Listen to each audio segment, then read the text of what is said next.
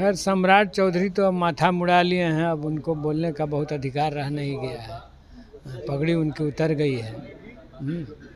लेकिन नीतीश जी जो बोल रहे हैं तो नीतीश जी ये बराबर बोलते हैं कि अब बिहार में अपराध नियंत्रण में, लेकिन बिहार में अपराध जब से भाजपा के साथ गठबंधन में हो गए हैं 7वें आसमान पर चढ़ा हुआ। नीतीश बाबू बिहार को सुरक्षित नहीं रख पा रहे हैं तो सरकार को बदलना पड़ेगा। 2025 में इंडिया गठबंधन की सरकार होगी, क्योंकि बिहार में अपराध अनियंत्रित हो रहे हैं, बिहार में विकास का काम ठप है, बड़े पैमाने पर लूट जारी है और भाजपा के इशारे पर बिहार में सांप्रदायिक घटनाओं में भी बढ़ोतरी हुई है।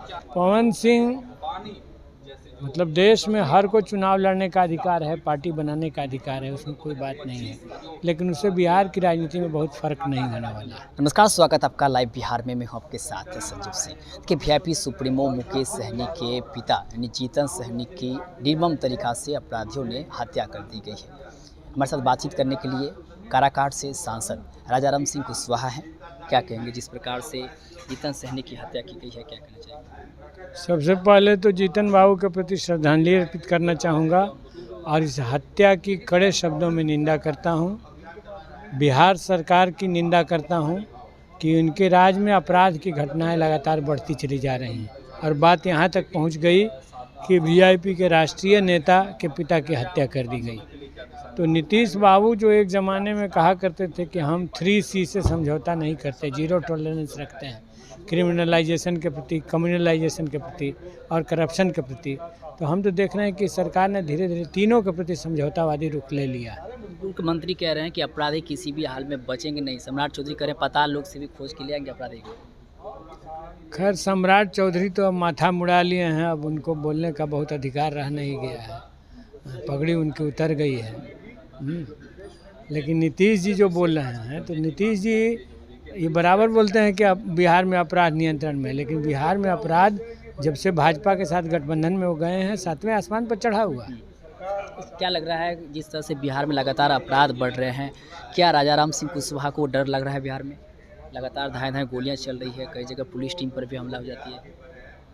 हम लोग संघर्ष की उपज हैं और इसलिए बिहार में आम जनता की फिक्र हम ज़्यादा करते हैं कि एक बिहार भयमुक्त बिहार बने और अपराध नियंत्रण हो। और अगर नीतीश बाबू बिहार को सुरक्षित नहीं रख पा रहे हैं तो सरकार को बदलना पड़ेगा। 2025 से बिहार विधानसभा चुनाव की तैयारी कैसी चल रही है और क्या रणनीति रहेगा इस बार? 2025 में इंडिया गठबंधन की सरकार होगी, क्योंकि बिहार में अपराध अनियंत्रित हो रहे हैं, बिहार में विकास का काम ठप है, बड़े पैमाने पर लूट जारी है और भाजपा के इशारे पर बिहार में सांप्रदायिक घटनाओं में भी बढ़ोतरी हुई है।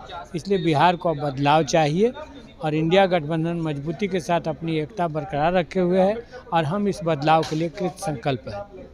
एक आखिरी सवाल रहेगा, पवन सिंह अपनी पार्टी खुद बनाना चाह रहे हैं, काफ़ी खबर सामने आ रही थी, कितनी चुनौतियों की काराकाट के क्षेत्र में खास करके पवन सिंह मतलब देश में हर को चुनाव लड़ने का अधिकार है, पार्टी बनाने का अधिकार है, उसमें कोई बात नहीं है, लेकिन उससे बिहार की राजनीति में बहुत फर्क नहीं होने वाला है।